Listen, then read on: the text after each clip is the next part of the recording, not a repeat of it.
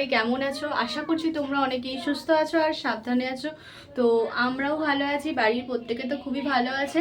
তো আজকে একটা নিউ ব্লগ নিয়ে চলে এসেছি। আশা করছি তোমাদের আজকের ব্লগটা খুব ভালো লাগবে। আর আজকে আমি ব্লগের ইন্ট্রোটা দিচ্ছি আমাদের নতুন রান্নাঘরের থেকে। তো নতুন রান্নাঘরে দেখো ওপরে কিন্তু এটা কি বলে, ওই প্লাস্টার হয়েছে, উপরে সিলিংটা প্লাস্টার হয়েছে, এখনও তো এইগুলো করতে বাকি আছে। তো এইগুলো সমস্তটা হবে। তো এইদিকে জানলাটা খোলা আছে। তো আর এইদিকে জানলাটা দেখো, রান্নাঘরের জানালাটা এরকম আছে, কারণ সিলিংটা যখন হচ্ছিল না, মা তখন জানলাটা দিয়ে দিচ্ছিলো যাতে না এই যে সিলিংয়ে যে যাতে না এই ধুলো বালিগুলো যাতে না রান্নাঘরে থাকে, তাই ওই জন্য ওখানটা দিয়ে দিয়েছে। আর আজকের ওয়েদারটা পুরোটাই যেন দুর্গাপুজো লাগছে। আর আর তো আর 1 মাস পরই তো দুর্গাপুজো, পরের মাস থেকেই তো শুরু হয়ে যাচ্ছে দুর্গাপুজো। তো মিস্ত্রিরা তো একদিন কি 2 দিন মানে লেগেছিল, ওই সিলিংটা হয়েছে, তারপরে এই নিচে এখানে সব ওই বালি ফেলেছিল। তো বালি বলতে কি ওই বালিগুলো ভালো করে আবার ইট বিছিয়ে দিয়েছে, এবারে ঢালাই হবে, ব্যাস। তারপরে রান্নাঘরে এই সাইডগুলো সব প্লাস্টার হবে, বাথরুমটাও ওইদিকে কমপ্লিট হবে। আর এই মাসের মধ্যে প্রচুর কাজ, কারণ রান্না পুজো আসছে আমাদের। রান্না পুজোয় তো এইবারে মায়ের ইচ্ছা তো এই রান্নাঘরেতে রান্না করার, দেখা যাক কতটা কি হয়, তোমরা তো অবশ্যই দেখতে পাবে। আর আজকের ওয়েদারটা চলো তোমাদেরকে এক ঝলক দেখাই। আজকে তোমাদেরকে এই নতুন রান্নাঘরের জানলা দিয়ে আজকের ওয়েদারটা দেখাচ্ছি। তো কেমন লাগছে অবশ্যই বলবে, ঠিক আছে? তোমরা একটু স্পিডে দেখো।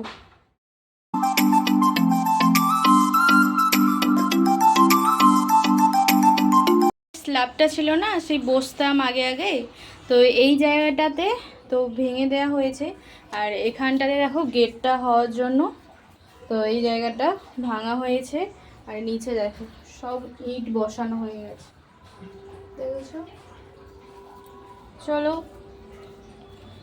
এই দরজাটা দিয়েই রাখা হয়েছে যাতে না কেউ হঠাৎ করে কেউ না এতে আসে ঢোকে, সেই জন্য।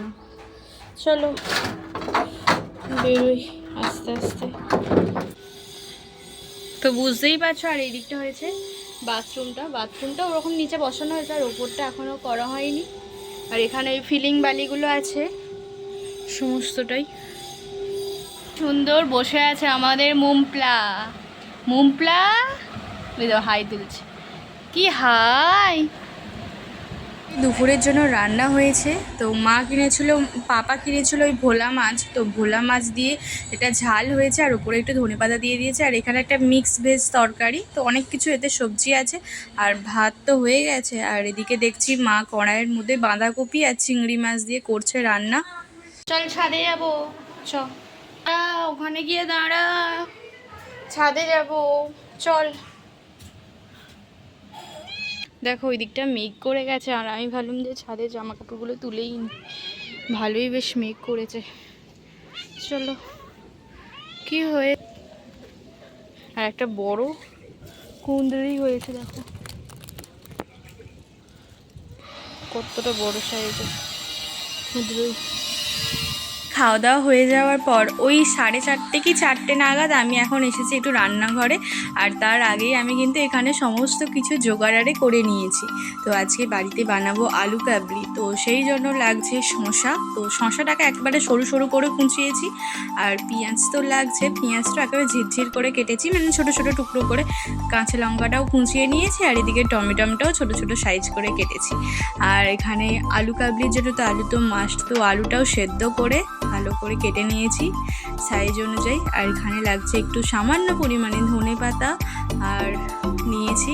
আর এখানে দেখো তেঁতুল নিয়েছি, তেঁতুলটাকে আগেই ভিজিয়ে রেখে দিয়েছি। আর এখানে নিয়েছি ছোলা আর মটর। তো আর কি নিয়েছি জানো, তোমাদেরকে দেখাই। আর এখানে নিয়েছি 3 রকম মশলা আছে এতে, জিরে, ধনে আর শুকনো লঙ্কা।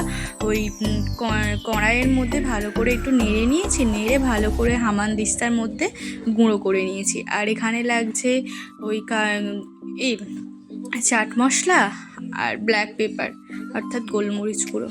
আর এখানে লাগছে বিট লবণ। চলো তোমাদের সঙ্গে ভাবলাম যে আজকে এই রেসিপিটা শেয়ার করি আলু কাবলি। আশা করছি তোমাদের ছোটোবেলায় আমরা প্রায়শই স্কুলে খেতাম।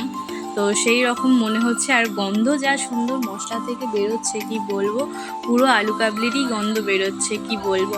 আর সমস্তটাই ভাবলাম তোমাদের সাথে একটু শেয়ার করি। তোমরাও তো বাড়িতে অবশ্যই বানাতে পারবে, চেষ্টা করলে সব কিছুই পারবে।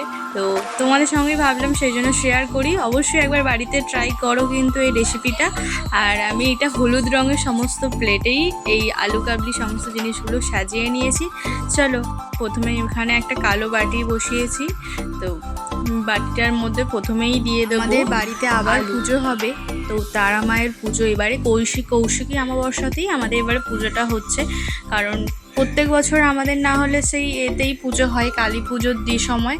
তো দীপাবলিতে ওই সময়ই পুজোটা হয় তারা মায়ের। কিন্তু আমরা ভাবলাম যে তারা মায়ের পুজো অবশ্যই তারা মায়ের দিনে করাটাই ভালো হবে, বেস্ট হবে। তাই আমরা ভাবলাম কৌশিকী অমাবস্যাতেই বাড়ির পুজোটা করা যাক। তো সেই জন্য সোমবার দিন তো কৌশিকী অমাবস্যা। আর দেখা যাক, তোমাদেরকে অবশ্যই তোমাদের সাথে তো ব্লগ তো শেয়ার করব, তোমরা অবশ্যই অপেক্ষায় থেকো, ঠিক আছে। তারপরে আবার আসছে আমাদের রান্না পুজো আসছে। তার জন্য তো ঘর আরে সমস্ত এই ভাদ্র মাস পড়ে গেছে, মানে ঘর দর পরিষ্কার করে রাখতে হবে। যদিও এবারে খুব একটা আত্মীয় স্বজন বলা হবে না, কারণ আমাদের বুঝতেই পারছো রান্নাঘর আরে হচ্ছে। তো সেই জন্য এখনও বলা হবে না হয়তো। দাদু দিদারা তো অবশ্যই আসবে। তো তোমরা তো দেখতে পাবে রান্না পুজোর ব্লগটাও। আর এদিকে দেখো আমি শসা দিয়ে দিয়েছি, পেঁয়াজ দিয়ে দিলাম, কাঁচা লঙ্কা দিলাম, আবার এখন টমেটোটা দিচ্ছি। তারপরে এই উপকরণগুলো দেওয়ার পরেই না ভাবলাম যে এই বাড়িটার মধ্যে তো হবে না। তো তারপরেই একটা প্লেট নিলাম, ওই হলুদ প্লেটটা নিলাম। তো হলুদ প্লেটের মধ্যে বেশ করলাম, দেখো ভালো লাগছে। কারণ এত ছোট বাটির মধ্যে এই সমস্ত উপকরণগুলো, কারণ এখনও ছোলাই পড়েনি। তো বড় জায়গাটা নিয়ে নিলাম, প্লেটটার ওপরেই এই সমস্ত আবার উপকরণগুলো দিয়ে দিচ্ছি। তো দিয়ে ভালো করে শসা, পেঁয়াজ, টমেটো একসঙ্গে আলুর সঙ্গে ভালো করে মেখে নেবো। তো মেখে নিই, তাহলে ভালোভাবে দিতে সুবিধা হবে। দেখো, এরপর দিয়ে দেবো ছোলা আর মটর যে সেদ্ধ করেছিলাম, তো সেটা এবার দিয়ে দেবো। তো এক এক করে উপকরণগুলো দিই। আর তোমরা দেখো ছোলাটা দিয়ে দিচ্ছি, ছোলা আর মটর সেদ্ধ এটা। তো মটর সেদ্ধটা দেওয়ার ফলে খুব ভালো লাগে খেতে। আর এরপর দিয়ে দেবো বিট লবণ, পরিমাণ মতো দেবো। তো তোমরা তোমাদের স্বাদ মতো দেবে। তো আমিও আমার যতটা পরিমাণে আলু কাবলি বানাচ্ছি, মানে আলুটা যতটা পরিমাণে নিয়েছি ততটা পরিমাণেই লবণটা দিই। তোমরাও তোমাদের পরিমাণ মতো অবশ্যই দিও। এরপর দিয়ে দেবো ওই তেঁতুলের এইগুলো ভালো করে, যে তেঁতুলের পাল্পটা ভালো করে দিয়ে দেবো। দেখো, আর ওই আঁশগুলো যে ছিল না, তেঁতুলের দানাটা না, ওইগুলো ফেলে দিলাম সাইডে। এরপর দিয়ে দিচ্ছি ওই শুকনো লঙ্কা, গোটা জিরে আর ধনেটা যে একসঙ্গে গুঁড়ো করেছিলাম, তো সেটা দিয়ে দিলাম। এরপর দিয়ে দিচ্ছি চাট মশলা। তো আলু কাবলি, ফুচকা বা দই বড়া বানানোর জন্য যে লাগে, তো সেটা দিলাম। আর এখন দিয়ে দিচ্ছি গোলমরিচ গুঁড়ো। তো গোলমরিচ গুঁড়োটা অপশনাল, তোমরা দিতে পারো। কারণ গোলমরিচ গুঁড়োটা বেশিরভাগ ঝাল হওয়ার জন্যে, কারণ কাঁচা লঙ্কা দিয়েছি, আবার শুকনো লঙ্কাও আছে। তো ভাবলাম অল্প পরিমাণে দিই, ভালো টেস্ট আসবে। আর আমাদের পরিবারের সকলেই মোটামুটি ঝাল খেতে খুবই পছন্দ করে। আর সর্বশেষ দিলাম ধনেপাতা। তারপরে ভালো করে মিক্স করে নেবো আলু কাবলির সাথে।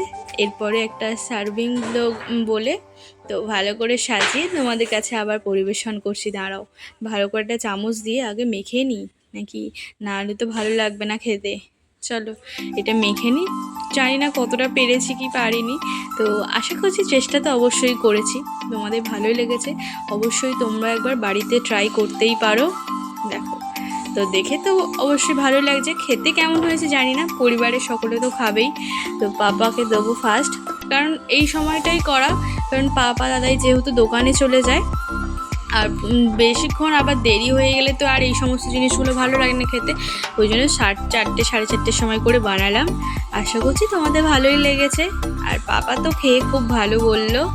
ঠিক আছে, তো চলো দেখা হচ্ছে আরও একটা নিউ ব্লগে। সাবস্ক্রাইব করো আর লাইক করো, শেয়ার করো, তার সাথে সাথে কমেন্ট করো। তো দেখা হচ্ছে আরও একটা নিউ ব্লগে।